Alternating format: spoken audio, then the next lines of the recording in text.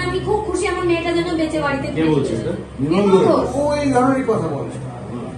ঘরে এসে বসেছে, ওনার মেয়েও এসে বসে পড়েছে বারান্দায়, ডেকে নিয়ে ওনাকে বলছে একটু সিএম এর সঙ্গে কথা বলো। উনি বলছে না আমি এখন সিএম এর সঙ্গে কথা বলবো না, তারপর চা খেয়ে বেরিয়ে গেছে। তার থেকে আশ্চর্য শুনুন, মেয়েকে আমার এখানে ডেড বডি এনে রেখেছে, আর নির্মল ঘোষ আর সোমনাথ দে আর আমার সঞ্জীব মুখার্জি তিনজন মিলে ডিসি নর্থকে ডেকে নিয়ে এসছে, ডেকে এনে ওই কোনাটার মধ্যে টাকা দিচ্ছে। তখন ওর বাবা বলেছে দেখুন এই যে ব্যাসটা লাগিয়েছেন এটাতে আপনার যা কষ্ট হয়েছে তার থেকে বেশি কষ্টের পরে মেয়েটা আজকে আমার এখানে এসেছিল, প্লিজ আমার মেয়েকে অপমান করবেন না, ও কারো কাছ থেকে টাকা নিত না। এটা বললে উনি বলছে আমি তো শুনতে পাচ্ছি না, আমি মেয়ের কাছে বসে রয়েছি। তখন সঞ্জীব ঘোষ হেসে হেসে আমার কানে এসে বলছে, সঞ্জীব মুখার্জি টাকা দিচ্ছে, হেসে হেসে বলছে, কিন্তু কতটা অমানবিক হলে মানুষ এটা হয়। তখন আমি চিৎকার করে কেঁদে ফেলেছি, টাকা দিচ্ছে, আজকে আমার মেয়েটাকে ফিরিয়ে দিতে পারবে উনি যে টাকা দিচ্ছে। তখন আমার ঘরে যারা ছিল তারা চিৎকার করে উঠেছে যে এই সরা ওকে বার করো বার করো, বললে ও চিৎকার করে উঠেছে আমি কে জানো আমি কে জানো। তখন তিমির বলে একটা ছেলে, এই সন্দীপটা চুপ করো, মারধর খাবে নাকি এখানে, তারপরেও চুপ করেছে। এবং সেই কথাটা যেহেতু আমরা না বলতে পারি, যাতে দুদিন আমাদের চুপ করি, এই কথাটা কাউকে বলবে না, পুলিশ তদন্ত করছে, তাহলে তোমার মেয়ের তদন্ত হবে না, জাস্ট আমরা একদিন চুপ রয়েছি। তারপরে অনেকগুলো ডক্টর আমাদের এখানে এসেছেন, তখন আমি একটা ডক্টর সুবর্ণ স্যার, ওনার কাছে কেঁদে কেঁদে বলে ফেলেছি কথাটা।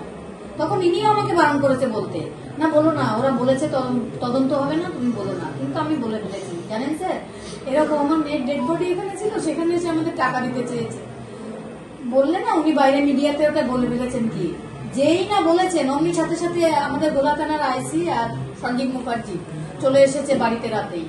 তোমরা এটা বলে বলেছো কেন, আর তো তদন্ত হবে না, তোমার মেয়ে কোনো বিচার পাবে না, আইসি বলছে। হ্যাঁ, তখন আমার প্রচন্ড জ্বর, আমার ছোটটা আমাকে ধরে বসে আছে, খবরে দেখো একে বিয়ে করে ট্রান্সফার করে সরিয়ে দিচ্ছে, এরকম ভয় দেখিয়ে। তাহলে কি করবো আমরা এখন? তোমরা একটা ভিডিও বানাও যে তোমরা এগুলো বলনি, এইগুলো ওখানে পুলিশ দাঁড়িয়ে রয়েছে, এখানে সঞ্জীব মুখার্জি একটা ভিডিও বানালো যে আমরা এগুলো বলি, সেই ভিডিও পরে কুণাল ঘোষ প্রচার করলো। কতটা বড় রাজনীতির শিকার আমরা হয়েছিলাম বলুন।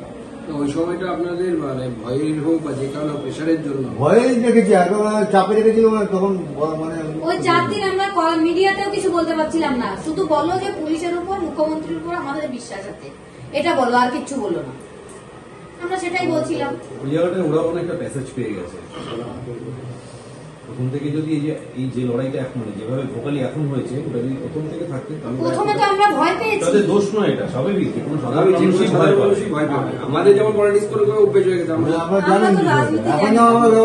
কাজ জানি আর মেয়েটা পড়াশোনা জানতো, এছাড়া এর বাইরে আমরা কিচ্ছু জানি না। আজকে আমরা যখন কোর্টের ওই সিঁড়িতে পা দিচ্ছি, তখন আমাদের শুধু একটাই জিনিস হচ্ছে, মেয়েটা আজকে অনেক শিক্ষিত হয়েছিল বলে হয়তো আমাদের এটা করতে হচ্ছে।